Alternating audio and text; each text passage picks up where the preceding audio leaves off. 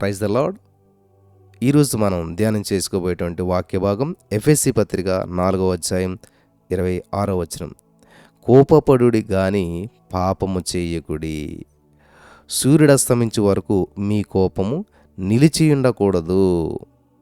స్తోత్రం దేవా. ఈరోజు ఈ యొక్క వాక్యము ద్వారా మాతో మాట్లాడి ప్రతి వారికి వినగల చెవి గ్రహించగలది అనుగ్రహించి నడిపించి కృప చూపించమని యేసు నామములో ప్రార్థించిన మీ పొందుకుని ఉన్నాం తండ్రి, ఆమేన్. జాగ్రత్తగా గమనించాలన్న ప్రియమైనటువంటి సహోదరి స్నేహితులారా, కోపపడుడు కానీ పాపం చేయొద్దంట. ఒకవేళ కోపం వచ్చినా సూర్యుడు అస్తమించే లోపల కోపాన్ని ఏం చేయాలంట? నిలిచి ఉండనివ్వద్దు, నిలబెట్టొద్దు, పడగొట్టేసేయండి.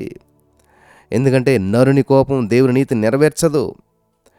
నరుని కోపము దేవుని నీతిని నెరవేర్చదంటండి. ఒక సంఘటన మీతో పంచుకోవాలని చెప్పి ఆశపడుతున్నాను నేను. మరి షడ్వర్గములలో అంటే షడ్వర్గాలు అంటే ఏంటంటే కామం, క్రోధం, లోభం, మోహం, మదం, మత్సర్యం. కామ, క్రోధ, లోభం, మోహ, మద, మత్సర్యం అంటారు కదా. అలాగా కోపము చాలా ప్రమాదకరమైంది. మన కోపం వల్ల మనమే ఎక్కువ నష్టపోతాం. చూసారా, ఎవరి మీదో కోపడ్డాం అనుకుంటాం కానీ మన కోపము వలన మనమే నష్టపోతాం. ఈ సత్యం తెలిసిన రోజున ఎవరు నష్టపేర్చుకుంటారండి? వాడు గొయ్యేవాడు ఎవడని తవ్వుకుంటాడా? వాడికి వాడు ఎవడని నష్టం చేసుకుంటాడా? యేసుప్రభువుని దెయ్యాలు వెలగొడుతున్నారంటే నువ్వు దెయ్యానివని దేవుడిని అంటే ఏది కూడా తన రాజ్యానికి తన వ్యతిరేకంగా పనిచేయదు కదా, తనకు తానే నష్టం చేసుకోవద్దు కదా. కాబట్టి నేను దెయ్యాన్ని అయినట్లయితే మరి దెయ్యమే దెయ్యాన్ని ఎలాగ ఎలగొట్టుకుంటుంది అని యేసుప్రభువు చెప్తాడు. అలాగే ఇక్కడ కోపం వలన వచ్చేటువంటి నష్టం నీకే. ఎవరైతే ఎక్కువ కోపపడతారో వాళ్ళే నష్టపోతారు. పక్కోళ్ళు అనుకున్నారంటే పొరపాటే. నీ కోపం తన కోపము తన శత్రువు అన్నారు పెద్దలు కదా. కాబట్టి నువ్వు కోపపడితే నువ్వే నష్టపోతావు. బ్రిటిష్ రాజు అయినటువంటి 3వ జార్జ్ వద్ద జాన్ హంటర్ మరి ఆస్థాన వైద్యుడిగా ఉండేటువంటి వాడు. ఈ జాన్ హంటర్ గారు ఒక వైద్యుడిగా ఉండేటువంటి వాడు. జాన్ హంటర్ గారు మంచి వైద్యుడే కానీ అతనికి కోపం చాలా ఎక్కువ అనమాట. ఆయన అనేవాడు అనమాట, నేను కోపాన్ని అదుపులో ఉంచుకోలేకపోతున్నాను, నేను కోపాన్ని అదుపులో చేసుకోలేకపోతున్నాను, దానివలన నాకు చాలా నష్టం వస్తుంది అని తెలిసినా కానీ అదుపులో ఉంచలేకపోతున్నాను. మీలో చాలామందికి ఇలాగ ఉంటుంది. సిగరెట్ తాగటం వల్ల చాలా బ్యాడ్ హ్యాబిట్ అయినా తెలిసినా కానీ నేను దాన్ని మానుకోలేకపోతున్నాను. మందు తాగడం చాలా చెడ్డ అలవాటు నాకు తెలుసు కానీ దాన్ని మానుకోలేకపోతున్నాను. ఇలాగ కొంతమందికి కొన్ని బలహీనతలు ఉంటాయి, వాటి నుంచి బయటపడలేరు. అలాగిన డాక్టర్ గారు అయినప్పటికీ కోపం ఎక్కువ అంట, కానీ దాని నుంచి బయటపడాలనుకుంటున్నాడు, బయటపడలేకపోతున్నాడంట. నాకు చాలా నష్టం వస్తుంది అని చెప్పి ఆయనే చెప్తున్నాడు. నా ప్రాణము నా వద్ద పనిచేసిన వారి చేతులలో ఉన్నది, చూసారా అని జాన్ హంటర్ తరచు అనేటువంటి వాడు అంటారు. నా ప్రాణం నా దగ్గర అయితే పనిచేస్తున్నారు వాళ్ళ చేతిలో ఉంది. ఒకరోజు జార్జ్ గారు హాస్పిటల్లో మరి లండన్లో ఉన్నటువంటి బోర్డు సభ్యులతో వాదోపవాదాలు చేసి కోపంతో బయటికి వచ్చేసేసి ఆ పక్క గదిలో మరణించాడంట. వింటున్నారా? ఒకరోజు ఈ జార్జ్ గారు హాస్పిటల్ లండన్లో ఉన్నటువంటి ఆ బోర్డు సభ్యులతో మరి వాదోపవాదాలు కోపం ఎక్కువ చాలా హైపర్ అయిపోయి ఏం చేయడంటే ఆ కోపంతో బయటకు వచ్చేసేసి నడుచుకుంటూ వచ్చేసేసి ఆ పక్కన ఉన్న గదిలో చనిపోయాడంట ఆయన. చూసారా, కోపము మంచి మరి గమనించాలి ప్రియులారా. ఎలాగుంటుందండి కోపము మీకు అర్థం అవ్వాలంటే, ఈ కోపం అనేటువంటిది మంచి కారులో, కాస్ట్లీ కారులో, ఒక స్పోర్ట్స్ కారులో అంటే అత్యంత వేగవంతమైన కారులో మీరు ఎక్కేసేసి స్పీడ్గా వెళ్తూ ఉన్నారు, కానీ దానికి బ్రేకులు లేవని గుర్తించడం అనమాట.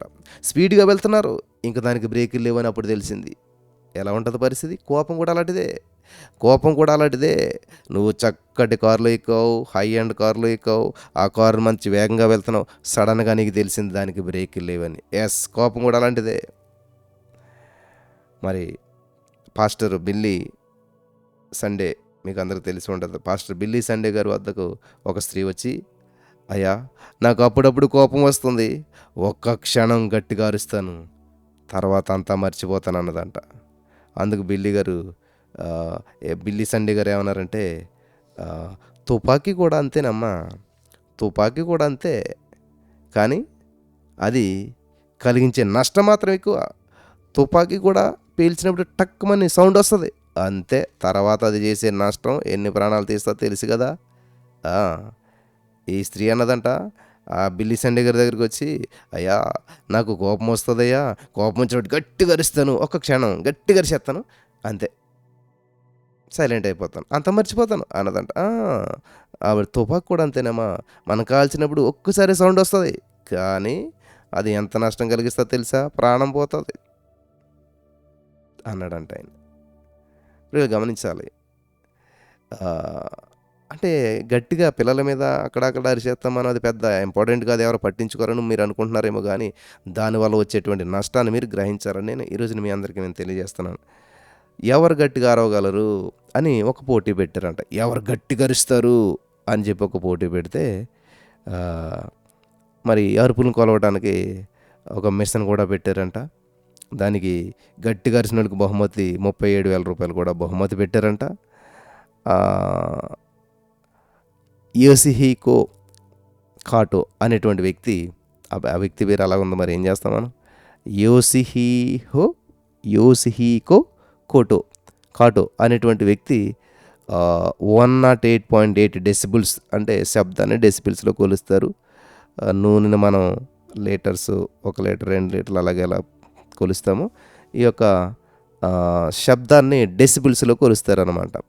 108.8 అంటే అంత శబ్దంతో ఆయన అరిచి ప్రథమ బహుమతి గెలుచుకున్నాడంట. అందరికంటే గట్టి గరిచి ఆ బహుమతి గెలుచుకున్నాడంట. అంటే ఎంత గట్టి గరిచాడంటే, ఒక రైలు బ్రిడ్జ్ కింద మీరు నిలబడినట్లయితే ఆ రైలు బ్రిడ్జ్ మీద ఆ రైలు వెళ్తున్నప్పుడు వచ్చే శబ్దం మరి ఎంత ఉంటుందో, ఎంత ఘోరంగా అంత శబ్దం ఉంటుంది, అంత శబ్దంలో కూడా అతను స్వరం వినపడుతుందంట. ఆ రైలు వెళ్తున్న శబ్దానికి అంత సమానంగా అరిచాడంట. సరే, ప్రైజ్ ఇచ్చేసిన తర్వాత ఆయన ఇంత గట్టిగా ఎలాగ అరవగలిగాడా అని చెప్పి మరి విలేకరులు ఉంటారు కదా, ప్రైజ్ వచ్చిన వాళ్ళని ఇంటర్వ్యూ చేస్తారు కదా, విలేకరులు ఇంటర్వ్యూలో ప్రశ్నించారంట. ఏమని, అయ్యా మీరు ఎంత గట్టిగా ఎలాగ అరవగలిగారు, ఎంత స్వరం ఎలాగొచ్చింది మీకు, అసలు ఎలా ప్రాక్టీస్ చేశారు అని అంటే ఆయన చెప్పినటువంటి మాట ఏంటి తెలుసా, నా పిల్లల మీద నేను అరుస్తూ ఉంటాను, ప్రతిరోజు నా పిల్లల మీద అరుస్తూ ఉంటాను కాబట్టి అది ప్రాక్టీస్ అయిపోయింది, అది అలవాటు అయిపోయింది, అందుకే అంత గట్టిగా అరవగలిగాను అన్నాడంట ఆయన. చూసారా ప్రియులారా, ఈరోజు నీ మాటలు వింటున్నటువంటి మీరు దయచేసి కోపపడుడి కానీ పాపం చేయొద్దు అంటున్నాడు. కోపం వల్ల ఒక్కసారి కోపడితే 37 రకాల జబ్బులు వస్తాయంట. ఇంత నష్టం ఉందని తెలిసి, ఇంత గొయ్యి ఉందని తెలిసి బుద్ధున్న వాళ్ళు ఎవరైనా గోతులు పడతారా? కాబట్టి నీ కోపము అనగా నరుని కోపము దేవుని నీతి నెరవేర్చదు. ఇంకెందుకు వచ్చిన కోపం అసలే? రోషం కలిగి దీవించిన దేవుని కోరుకోను, ఆర్లేమాని ఖచ్చితంగా లేస్తాను, దేవుని సందులో ఉంటాను, దేవుని నామను మహింపరుస్తాను, దేవుని నామను గణపరుస్తాను అనేటువంటి రోషంతో జీవిందాం మనమంతా కూడా. ఆమేన్.